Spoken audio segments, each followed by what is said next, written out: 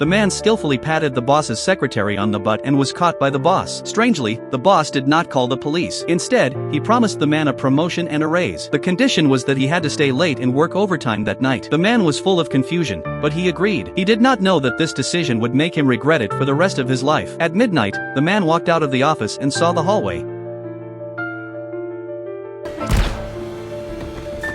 He was so scared that he hid behind the wall. After the killer dragged away the body, he slipped into the bathroom. The next second, he realized the security guard was already dead. At that moment, he heard soft footsteps outside. The man quickly closed the door and stepped on the toilet, crouching down. The killer pushed the door open, wiped the blood off his face, and spoke to the security guard. When the man saw the keychain on the guard's waist, he realized the killer could come in at any moment. He jumped off the toilet and crawled into the next stall, but he accidentally triggered a sensor. In a panic, he climbed back on the toilet and, as the killer stood up, he slammed the flush. Fortunately, the killer thought the guard's body had accidentally touched it and turned away. After a while, the man rushed out of the bathroom but ran into a colleague who was staying late. He told the colleague about the killer, and they prepared to escape together. They found that the elevator was locked, and the fire escape was also blocked. The man told his colleague to call for help while he went to warn the boss. When he reached the office, the boss was gone. Meanwhile, the colleague had just dialed the phone when they heard the killer's voice behind them. The killer put his hand on the colleague's shoulder, motioned for them to hang up, and pulled a gun on their head. When the man arrived, the office was eerily silent. He crouched at his desk and tried to call the police, but his phone had no battery. He plugged in the charger. When he turned around, he saw his colleague's body lying nearby. Before he could catch his breath,